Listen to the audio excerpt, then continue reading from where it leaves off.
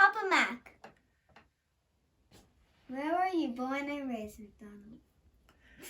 I was born in St. George's Parish, the eastern end of the island. And my parents, from St. George's, they moved up on Cedar Hill. This is actually where we are now. And I went to the Purvis School, which is just, you pass it as you come here. Can you tell us about school? Because that was the second question. About school. Well, school was a lot different than it is today. Back then, all blacks went to the public schools, the government public schools, and the whites, majority of them went to the private schools. We had six standards back then. At the kindergarten, the first standard, second standard, third standard, fourth standard, and the sixth standard. What does that mean? Well, that was the name of the classes. That is the first standard was I think kids from about 6 up until 7, and then the third standard was kids from 7 to 8,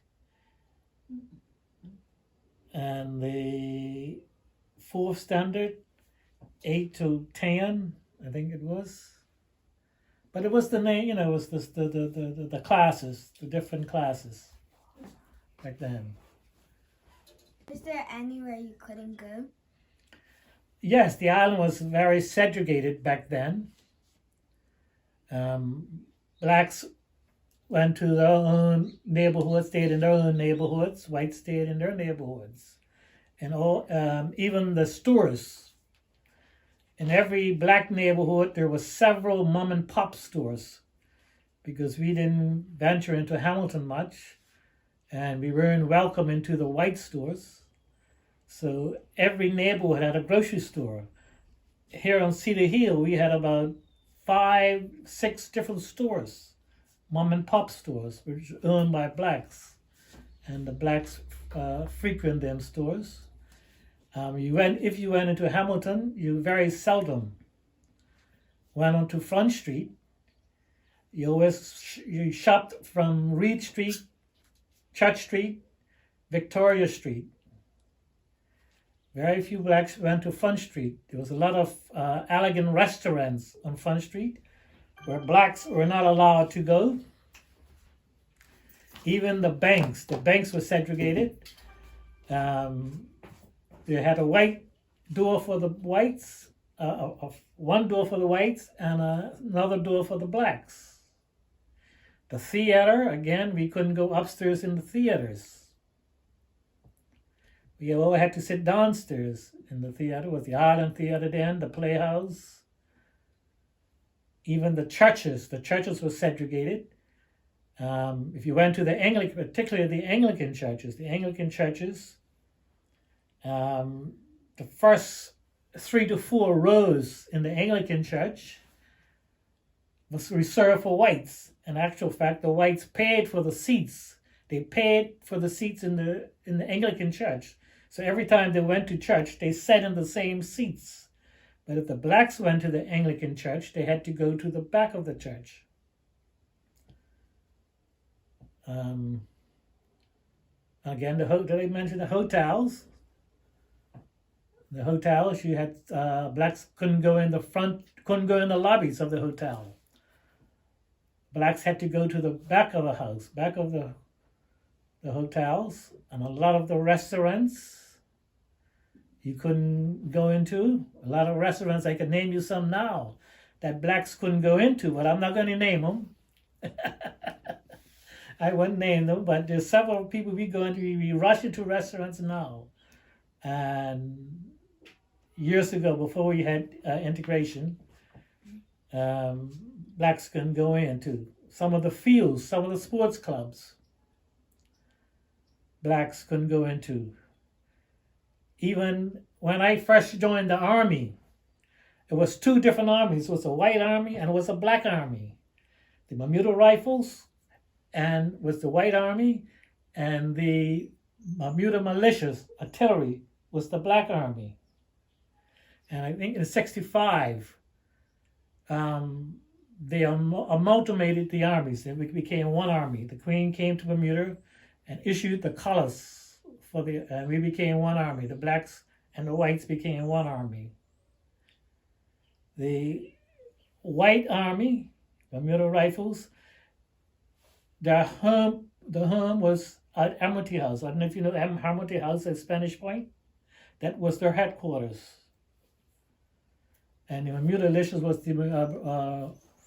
the camp, the word camp up there. But we became one army. Did you start to go to these places once they allowed people to go?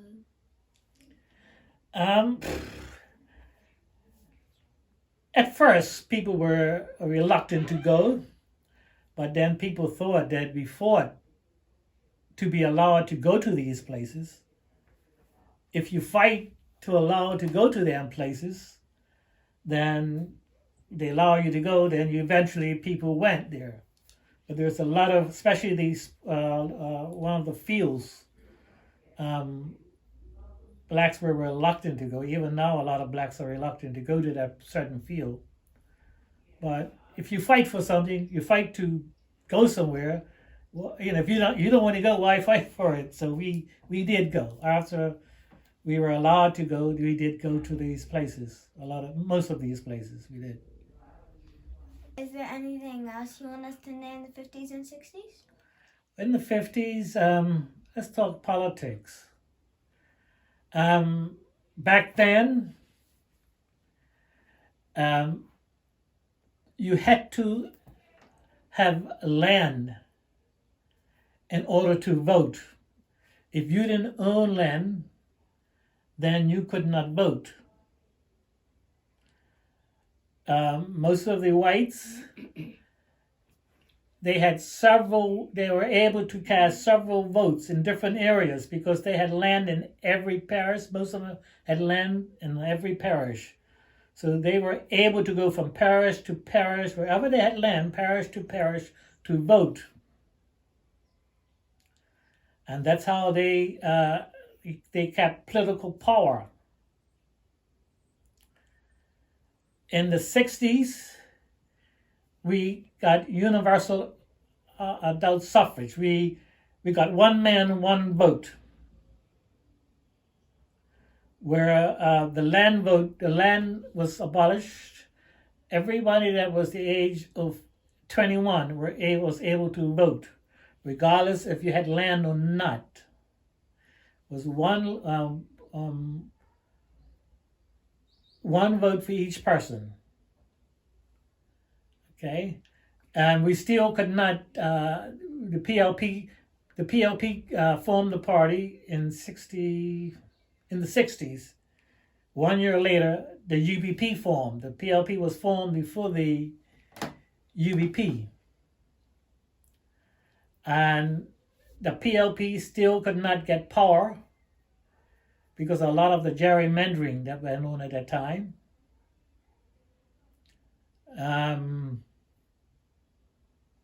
So it was not until the UBP won power right up until 1998, from the 60s to 1998, the PLP the UBP retained power.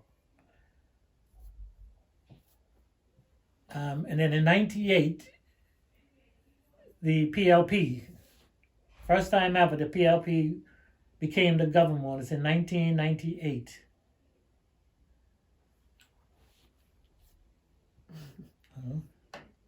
Did you have any white friends?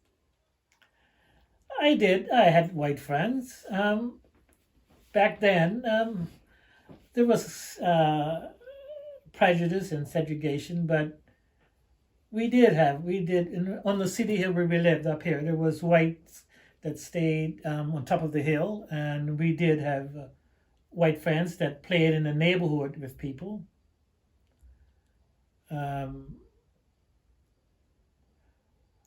But, we're very few. You didn't go to school with them. You only knew them when they came home from school and they were around in the neighborhood.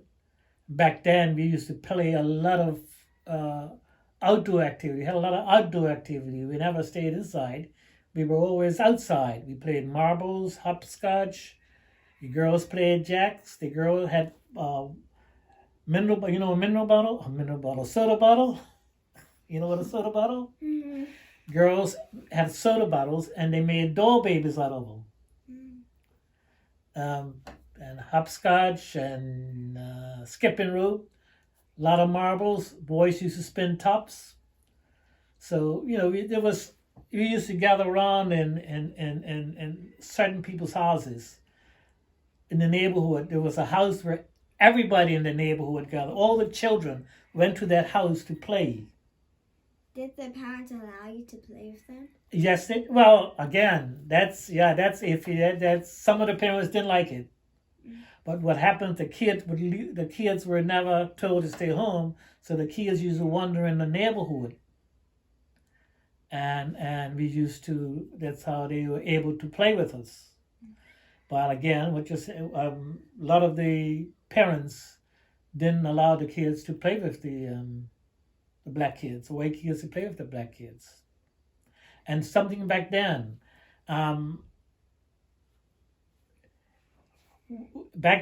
we never locked the doors on our houses.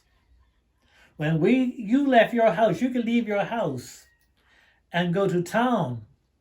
Leave your house and go anywhere on the island and leave your door open. And you would come home and find nothing missing. People kept an eye out for one another back then. And you see the boys now shooting one another, stabbing one another. None of that ever happened because black people back then, black boys back then, they looked out for one another. And, nobody could touch you because, you had friends and they looked out for you. You can take your car in town and park your car in town, leave it there all day, leave the car open. And nobody touched anything. Yeah. Did anyone call you names or treat you unfair? No. No, not that I could recall. Nothing that stands out anyhow, no. Nothing that stands out. Did the government let black people rap? Rap? Mm-hmm. Well, no, rapping wasn't, no. We didn't have rap back then. We had soul music, R&B, rock and roll, jazz, the blues. We had music that made sense back then.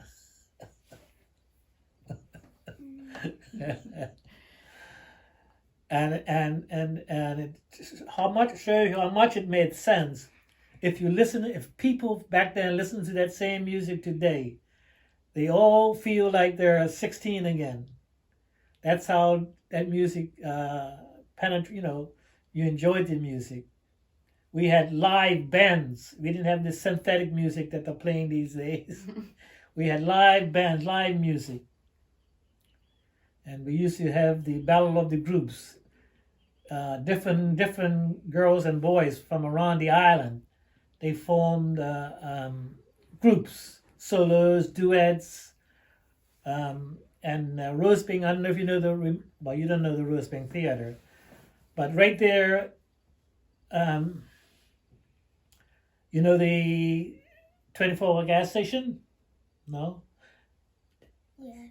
You know the 24-hour gas station? Okay, right across from the 24-hour gas station was a movie theater called the Rosebank Theater. And it was the venue for the Battle of the Groups. They used to have about 20 acts. People, what do they call it now? Bermuda Idol or something? What do they call it now? Bermuda? Yeah. Yeah, similar something to Bermuda Idol, where people go and perform to win, see who's the best. We had about 20 acts, 6 or 7 different bands, and it was a real fun night. And they used to go. But if you went in the neighborhoods, in every little corner, you'll see the kids practicing. Every little, wherever they found a room, something, they would be practicing. In the schools, they practice. But it was for the Battle of the Groups, it was called. Thank you, Papa, for the interview. You're quite welcome, my darling. It's important to know Black history because it tells you that you have to treat people fairly and not by their skin color. And thanks for watching Kapturing Chaos! And I love all my fans.